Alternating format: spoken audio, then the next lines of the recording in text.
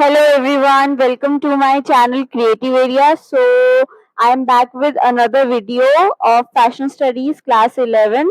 So ये हमारे पूरी बुक का जो हमारी मेन बुक है फैशन स्टडीज की उसका लास्ट चैप्टर है that is chapter 4 that is all about materials tools and processes of product making जिसका कि फर्स्ट टॉपिक है sewing machine. Sewing machine obviously कपड़ों को स्टिच करने के लिए यूज होती है बट हम जानेंगे कि स्यूइंग मशीन होती क्या है, उसके डिफरेंट पार्ट्स क्या होते हैं. So let's start. Okay, sewing can be defined as a craft of attaching or fastening fabrics or other materials with the help of needle and thread. तो स्यूइंग क्या होती है? बेसिकली दो कपड़ों को या किसी भी चीज को डेकोरेट करना विद नीडल एंड थ्रेड, उनको अटैच करना, उनको सिलना या उनको स्टिच करना. In the Stone Age, people used bone or ivory needle to sew skin and fur of animals for clothing using the thread that was also from animal body parts. तो जो stone age people थे वो bone और Ivory से बनी हुई needles use करते थे. आजकल तो स्टील की बनी हुई नीडल्स आती हैं या आयरन की बनी हुई नीडल्स आती हैं, लेकिन उस टाइम पे तो ये मेटल्स नहीं थे. तो बोन और आइवरी को यूज करके वो लोग नीडल्स को बनाते थे और उससे क्या स्यू करते थे? Skin and fur of animals. और वो लोग स्यू करने के लिए थ्रेड्स कहाँ से लेते थे? एनिमल बॉडी पार्ट्स में से ही थ्रेड्स को ड्रू करते थे. Garments continued to be sewn by hand nearly till the mid of 19th century. यानी कौन सी वाले years? 1800s वाले years. Which when first sewing machine was patented by Alice Howe Jr. in 1858. Isaac Singer designed a machine with a foot treadle. So पहली machine patent हुई 1858 में. उससे पहले सिर्फ हैंड स्यूइंग ही होती थी. और जो ये आइजैक सिंजर थे, आपने सिंजर कंपनी की बहुत सारी मशीन्स भी देखी होंगी. उन्होंने पहली मशीन ऐसी डिजाइन की थी जो फुट ट्रैडल के साथ थी. उससे पहले हाथ वाली मशीन ही यूज की जाती थी. Okay, the sewing machine is the most important tool for sewing. Obviously, there are several sewing machines in the market, each with its own desirable features and advantages. और sewing machine के बहुत सारे brands भी market में हैं.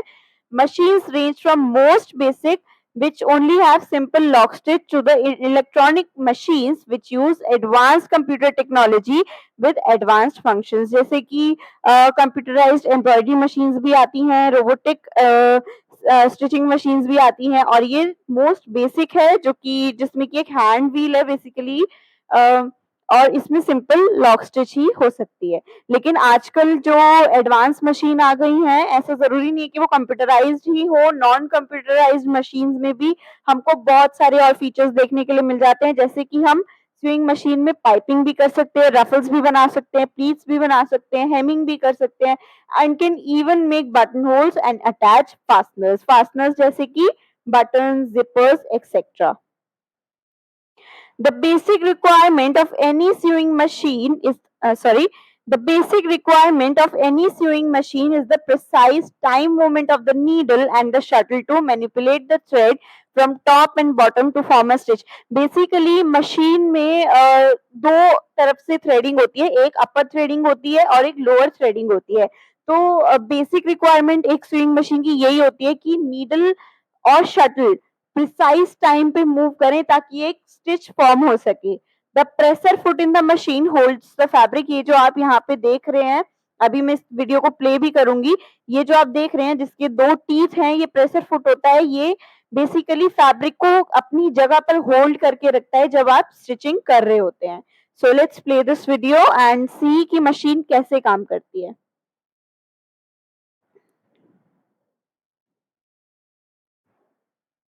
Okay, so this is the shuttle.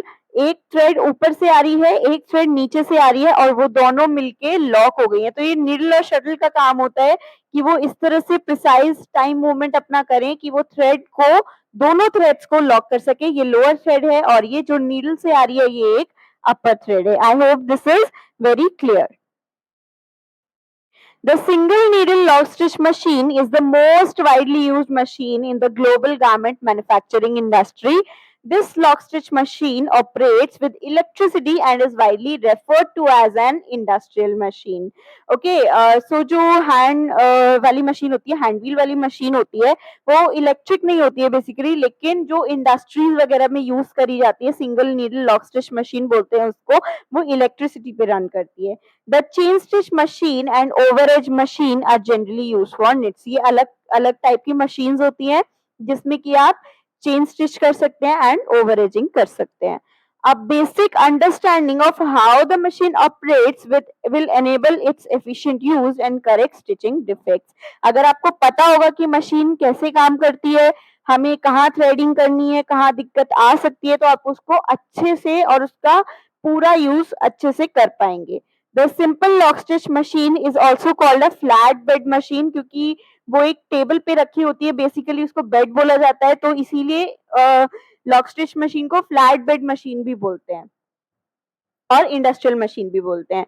The stitch looks same from both the side. आप अगर कपड़े को दोनों तरफ पलट के देखेंगे तो स्टिच एकदम सेम दिखेगी. It is absolutely flat, more supple and completely secure and the least conspicuous stitch. If it breaks during use it does not unravel, means वो पूरी उधर नहीं जाती है, because the two threads are lock together. हमने जैसे कि अभी पिछले वाले वीडियो में देखा कि कैसे अपर थ्रेडिंग और लोअर थ्रेडिंग एक दूसरे से लॉक हो जाती है. तो अगर मान लीजिए आपकी स्टिचिंग करते करते कहीं से स्टिच टूट भी गई तो वो पूरा नहीं उधड़ेगा, क्योंकि हर एक स्टिच हर एक स्टेप पे लॉक होती है. This is the reason why it is also called a lock stitch machine. The lock stitch is formed by the needle thread that feeds from the spool at the top, जो needle में लगा होता है, and the bobbin thread that feeds from a bobbin at the bottom. When formed correctly, the amount of thread used from the top and bottom is equal and the threads lock in the center of the fabric. जो piercing करती है needle, वहीं पे जाके stitch lock हो जाती है. Okay, there are two types of lock stitch machine, basically lock stitch power machine and lock stitch home sewing machine. अब lock stitch home sewing machine के भी आगे फर्दर दो पार्ट्स हो सकते हैं, पावर और मैनुअल. तो लॉक स्टिच पावर मशीन ज्यादातर इंडस्ट्रीज में, बड़ी बड़ी मैन्युफैक्चरिंग फैक्ट्रीज में यूज होती है. लेकिन होम स्विंग मशीन दो टाइप की हो सकती है. मैनुअल, एक तो जो आप हाथ से चलाते हैं या फुट ट्रेडल से, जो मैनुअल वाली होती है, या फिर एक पावर वाली भी आती है जो कि इलेक्ट्रिसिटी पे रन करती है. अब लॉक स्टिच मशीन और होम स्विंग मशीन में डिफरेंस क्या होता है? क्यों lock stitch power machine industries के लिए परफेक्ट होती है और होम में हम लोग क्यों पावर मशीन को नहीं यूज करते हैं, यानी इंडस्ट्रियल मशीन को नहीं यूज करते हैं? They are quite similar to each other but with some important differences. The power machine is much faster as it stitches an average of 5000 stitches per minute. Means अगर आप इसको smoothly चलाएंगे तो 5000 stitches पर minute एक power machine चला लगा सकती है, लेकिन होम सीविंग मशीन सिर्फ 800 लगाती है. एंड हैंड सीविंग मशीन जो मैनुअल होती है वो सिर्फ 300 स्टिचेस पर मिनट लगा सकती है. The pressure foot in the power machine, जो कि हमने अभी समझा था इससे पहले, जो मैंने आपको बताया था, ये टू टीथ वाला ये जो इंस्ट्रूमेंट है, इसको प्रेशर फुट बोलते हैं, जो कि फैब्रिक को अपनी जगह पर होल्ड करके रखता है. The pressure foot in a power machine is controlled with a knee lift, but in a home sewing machine it is operated manually using a lever at the back of needle bar. Means अगर आप power machine या industrial machine चलाते हैं तो वो एक flat bed machine होती है जिसको आप फुट ट्रेडल के थ्रू चलाते हैं, लेकिन इलेक्ट्रिसिटी पे रन करती है वो.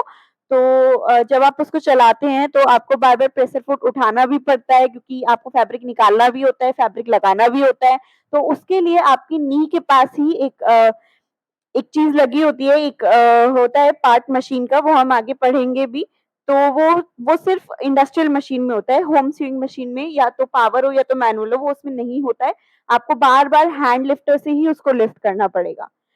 The throat plate in the home sewing machine is often marked with seam guide. अब ऐसा नहीं कि होम स्विंग मशीन इतनी बेकार है, होम स्विंग मशीन के भी कुछ अपने फायदे हैं. कि जो उसकी थ्रोट प्लेट होती है, मींस फैब्रिक के पास एक लगी होती है, हम अभी मशीन के पार्ट्स में पढ़ेंगे, तो उसमें सीम गाइड्स लगी होती है, जैसे 1/2 इंच, 1 इंच, 2 इंच, लेकिन इंडस्ट्रियल मशीन में वो नहीं होती है. In the industrial sewing machine or power machine, the presser foot has a narrow opening between the two toes and it holds the fabric more securely and firmly. The industrial sewing machine or power machine has a small and round needle hole on a throat plate than the home sewing machine, which is large and oval. तो ये एक difference है industrial में और home sewing machine में. This reduces stitching problems. Okay, तो ये एक बेसिक डायग्राम है, ये आपकी बुक में भी दिया हुआ है. अभी हम इन सारे पार्ट्स को वन बाय वन समझेंगे, पढ़ेंगे कि हर पार्ट का क्या काम होता है. Okay, so let's learn the different parts of sewing machine. The first one is arm, the horizontal upper part of the head, which has the mechanism of handling upper thread and driving the needle. Basically, जो ये part होता है, उसको arm बोलते हैं. Head के ऊपर वाला जो पार्ट होता है उसको आर्म बोला जाता है, जिसमें कि अपर थ्रेड और नीडल को ड्राइव करने का सारा मैकेनिज्म होता है. Back stitch lever, a lever located at the right hand side of the machine. Its basic function is to form the stitches in reverse direction.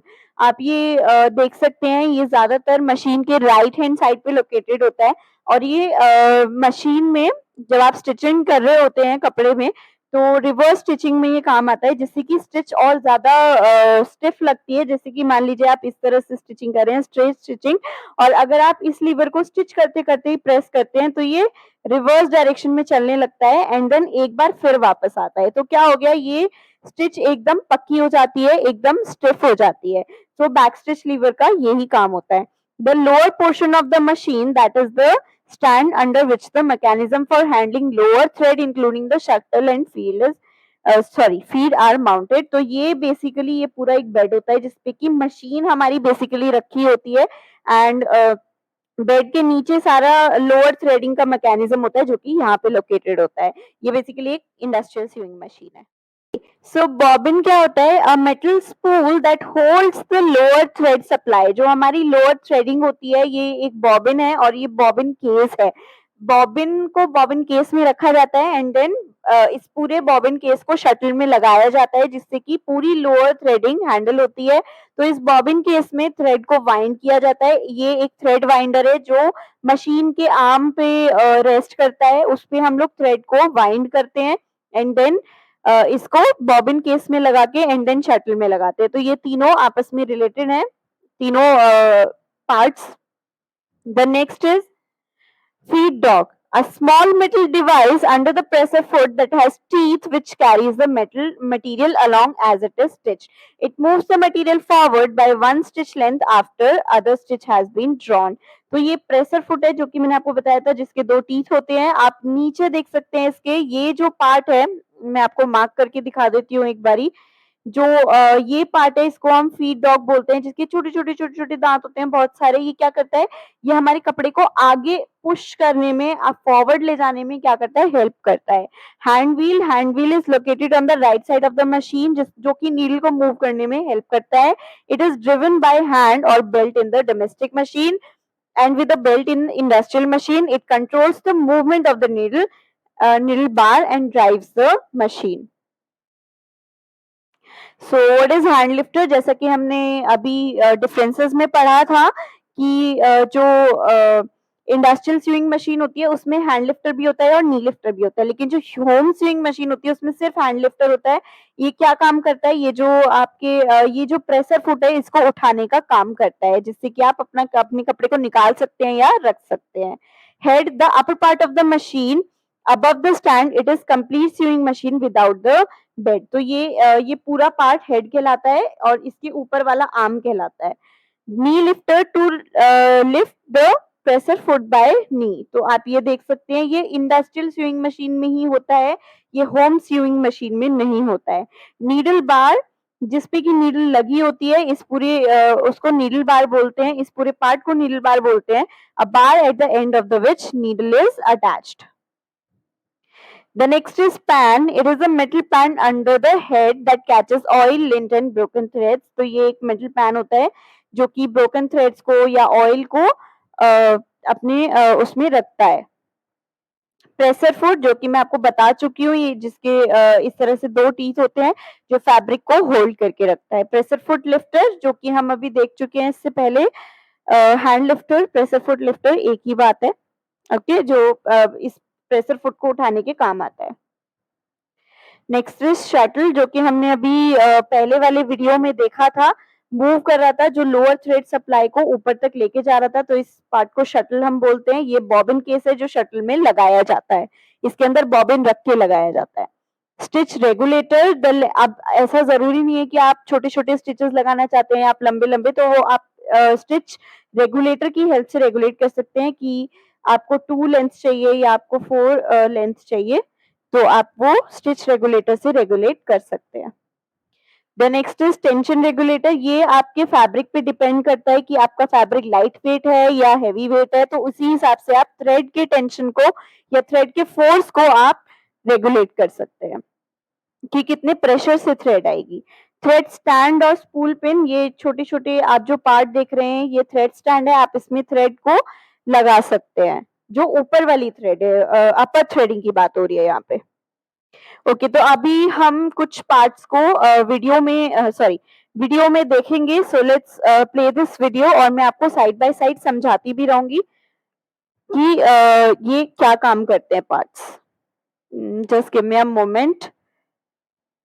Okay, so let's play this video. So this is called stand, जिसपे कि हमारी bed होती है और पूरी machine होती है। This is foot pedal, जिसकी हेल्प से स्टिचेस लगती हैं। ये बेसिकली इलेक्ट्रिसिटी पे रन करता है।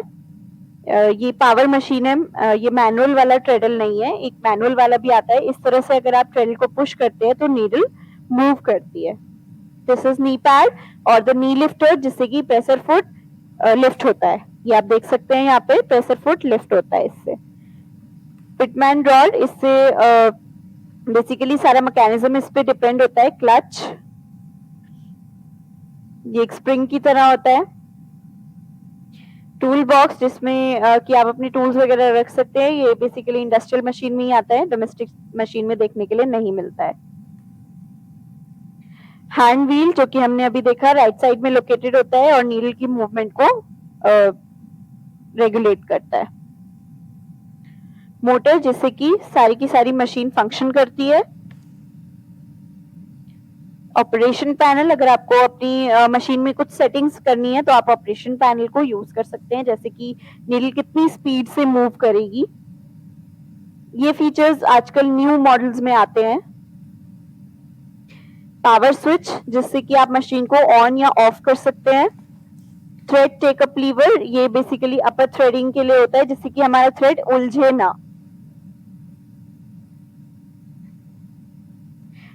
फिंगर गार्ड, जिससे कि आपकी फिंगर हर्ट ना हो अगर आप स्टिच कर रहे हैं तो। टेंशन कंट्रोलर, जो कि मैंने आपको बताया अपर थ्रेडिंग के लिए यूज होता है। ये आपके फैब्रिक पे डिपेंड करता है बेसिकली।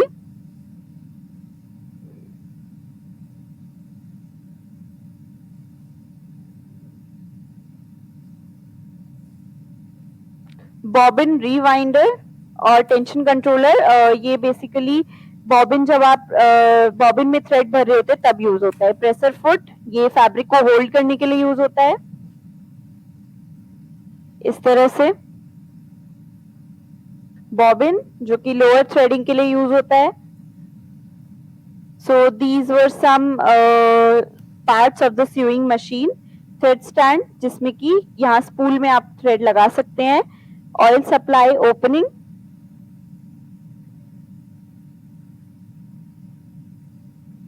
रिवर्स फीड, यानी कि जो रिवर्स स्टिच लगाने में हमें हेल्प करता है लीवर।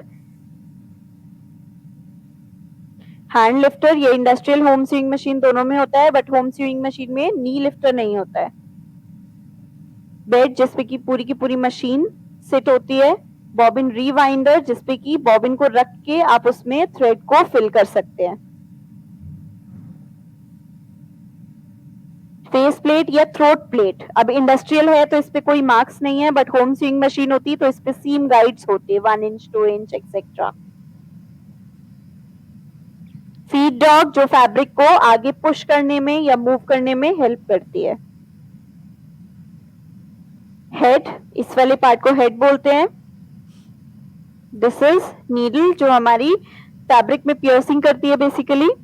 नीडल बार, जिसपे हमारी पूरी की पूरी नीडल सेट होती है। फुट प्रेशर एडजस्टर, शटल जिससे कि लोअर थ्रेडिंग का मैकेनिज्म ड्राइव होता है, मशीन के नीचे वाले पार्ट में लोकेटेड होती है ये, जिसमें कि हम बॉबिन को लगाते हैं, जैसा कि मैंने पहले बताया था बॉबिन के इसको लगाते हैं। स्टिच रेगुलेटर जिससे कि आप स्टिच की लेंथ को रेगुलेट कर सकते हैं। थ्रेड रिटेनर जिससे कि थ्रेड उलझे ना। बॉबिन केस जिसमें हम बॉबिन को रखते हैं। So these were some parts of the sewing machine. अगर आपको कोई भी पार्ट समझ में नहीं आया है तो please comment down below and I will just solve your problem. And thank you for watching my video. That's it. इस चैप्टर में हम लोग सिर्फ तीन वीडियोस में पूरा चैप्टर कवर करेंगे। फर्स्ट वीडियो आज हो चुका है, नेक्स्ट 2 वीडियोस भी जल्दी अपलोड हो जाएंगे। So if you are new और आप पहली बार मेरा चैनल देख रहे हैं तो please subscribe and thank you for watching.